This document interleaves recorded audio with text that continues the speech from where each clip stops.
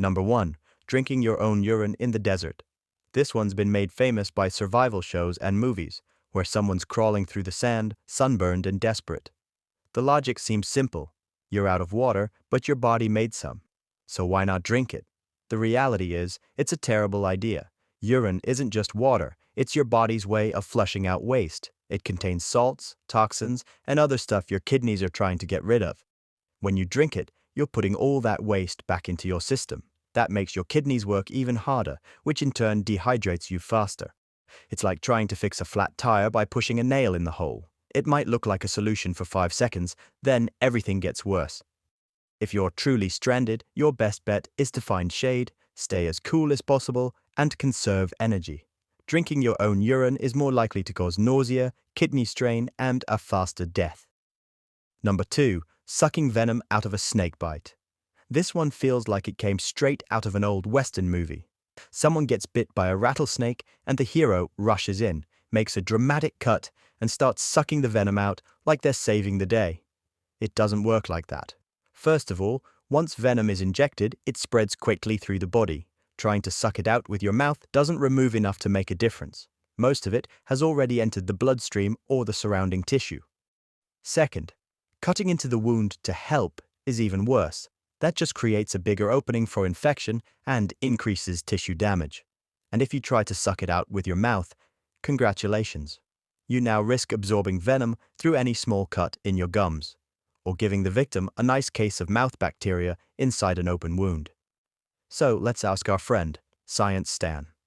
Modern medical advice is clear. Don't suck, cut, or tourniquet. Keep the person calm, keep the bite below heart level, and get to medical help as quickly as possible. Most snake bites aren't instantly fatal, but the real danger comes from panic, improper treatment, or delaying actual care. Number 3. Peeing on a jellyfish sting. You're at the beach, someone gets stung by a jellyfish, and suddenly someone's yelling, "Quick, pee on it." It's been in movies, TV shows, and passed around as common wisdom. The idea is that urine somehow neutralizes the sting. But no, it doesn't help. In fact, it can actually make it worse. Jellyfish stings come from tiny venom-filled cells called nematocysts. When you're stung, many of these cells are still on your skin, and they can keep firing if triggered. What triggers them? Things like pressure, fresh water, or yes, urine. Instead of soothing the sting, it might actually cause more toxic cells to activate, releasing more venom into your skin. So, what should be done instead? The best immediate treatment is rinsing with vinegar, which can deactivate the harmful stinging cells. Then, soak the area in hot water, around 104 Fahrenheit or 40 to 45 degrees Celsius. That can help reduce pain and break down the toxins. If vinegar is not available, salt water is a better option than fresh water. And no matter what, your friend's pee is not a first aid solution. It's just a bad idea and an awkward story waiting to happen.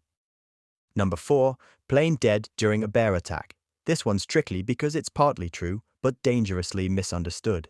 People often hear, "play dead if you see a bear," and assume that applies to every bear, every time. That's not how it works. If it's a grizzly bear and it's attacking defensively, maybe you surprised it or got too close to its cubs, then yes, playing dead might actually work. Lie on your stomach, cover your neck, stay still. The bear might lose interest once it feels the threat is gone. But if it's a black bear or the attack is predatory, meaning the bear sees you as food, playing dead is the worst possible move. That tells the bear, "I'm not a threat, and also not going to fight back," which is basically dinner behavior. With black bears, or if the bear is acting aggressively from the start, you need to fight back. Yell, throw things, make yourself look big. Use bear spray if you have it, and if you face a polar bear, better make peace with your god. Number 5. Alcohol doesn't warm up the body. It's a cold night, and someone hands you a glass of whiskey. You take a sip, feel the burn, and enjoy the warmth. For centuries, people have believed that alcohol helps warm the body, but it doesn't. What alcohol does is dilate your blood vessels, especially near the skin. That creates a warming sensation on the surface, which makes you feel warmer. But in reality, you're actually losing heat even faster than usual. By widening those blood vessels, your body starts pushing warm blood away from your core and toward your extremities. You might get a red face, feel dizzy, or get that classic tips you want. But the important organs, your heart, brain, and vital systems, are actually being robbed of heat. That's why alcohol increases the risk of hypothermia, especially in cold environments. This myth probably stuck around because the surface sensation is convincing, even while freezing to death. But still, next time you're freezing, maybe go for a jacket instead of a shot, or don't, because a shot can be kind of fun. Number 6, waiting to be rescued instead of moving. Sit down, conserve energy, and let someone find you. In some cases, that's true. If someone knows you're missing, knows where you were going, and rescue crews are already out looking. But if no one knows you're lost, waiting in one spot can be a dangerous mistake. Staying still might feel safe, but it also means your situation isn't improving. You might be exposed to weather, running out of food or water, and losing time. As soon as it becomes clear that nobody is coming for you, you need to move. That doesn't mean running blindly through the forest. Look for roads, trails, or even the smallest signs of human activity. Leave markers as you go, like piles of rocks or broken branches, so rescuers can track your path. Waiting has its place, but doing nothing in the wrong situation can turn a bad situation into a fatal one. Number 7, rubbing frostbitten skin to warm it up. You're out in freezing weather and your fingers or toes start to go numb. Maybe your hands are turning to a healthy color of pale or gray. Classic signs of frostbite. So what do people usually do? Rub the area to get the blood flowing again. That's actually one of the worst things you can do. When tissue is frostbitten, the ice crystals inside your cells are sharp. Rubbing or massaging that area can rupture the cells and cause even more damage. What you should do is gently rewarm the area, ideally using warm water, around 98 to 102 degrees Fahrenheit or 37 to 39 degrees Celsius. If you rewarm too quickly or use dry heat, you risk burns or shock. Also, once an area has been rewarmed, you need to keep it warm. If it freezes again, the damage becomes significantly worse.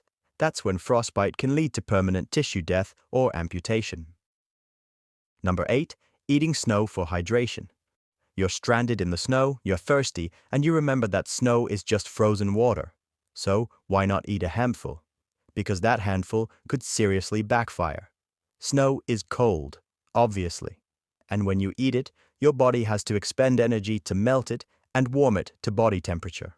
That uses up calories and drops your core temperature. In freezing conditions, that can increase the risk of hypothermia. Also, snow isn't always cleaned. It can contain bacteria, pollutants, or even animal waste, especially snow found close to the ground or in areas with wildlife, so you might be swallowing more than just water. The safer move? Melt the snow first over a fire, in a container, or even using body heat if nothing else is available. That gives you liquid water without the cold shock or contamination risk.